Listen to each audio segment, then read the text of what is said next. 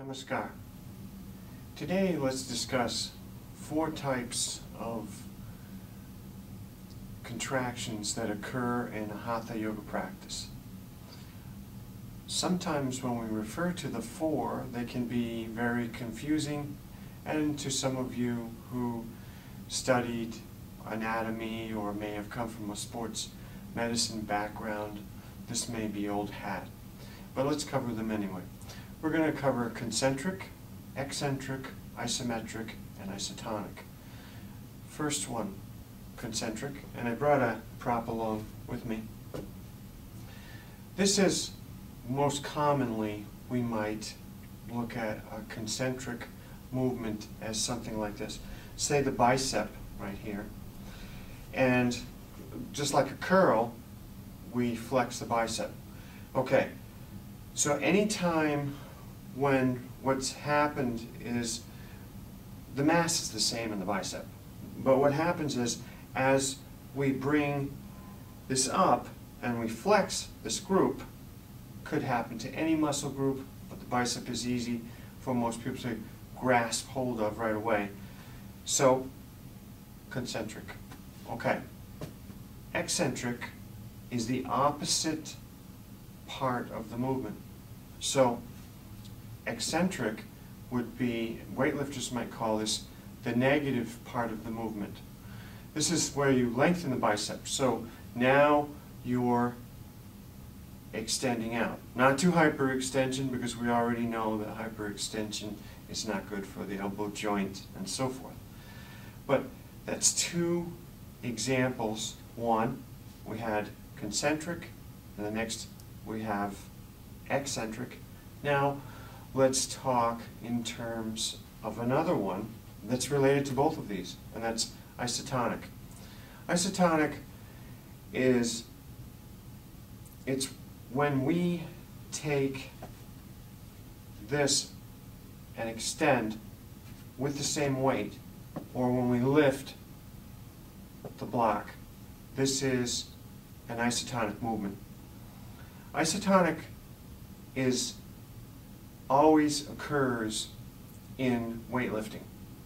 For the most part, whenever we do things like walking, running, or lifting an object that's of the same weight, we're doing isotonic movement. So composed within isotonic is half concentric, half eccentric. An example of isotonic movement would be when you do sun salutations.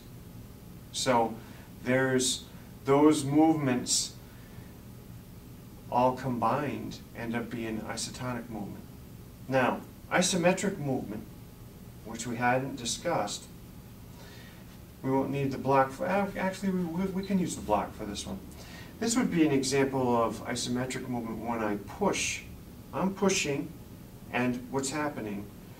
The muscles are contracting, most likely in the chest quite a bit, and at the same time, there's no movement going on at all. So this is a contraction of muscle without movement.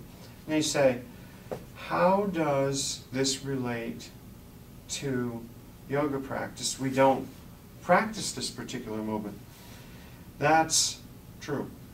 But you also practice Warrior 1.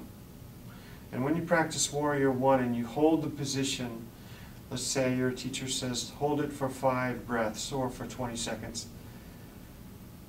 your quadriceps are experiencing, quadriceps would be your thighs, are experiencing an isometric contraction. So this is not a movement per se, but just by holding this position, and then when you start to hold it longer than 20 seconds and now your legs start to shake, you start to realize the value of isometric exercise. Now, commonly some of us maybe have learned other forms of isometrics, which I mentioned with the block, but pushing against each other, the 2 hands, or pulling, those, if I hold this for any length of time, this is actually also isometric movement. But most of us are familiar with practicing asanas. And when we hold the asanas for a significant amount of time, we start to feel the effects of practicing an isometric exercise for a while. So I hope that I've helped explain this one. I have a lot of questions sometimes about these 4 types of movements or contractions, muscle contractions actually they are. And I hope that now you understand them a little bit better. With that said, I wish you a nice week.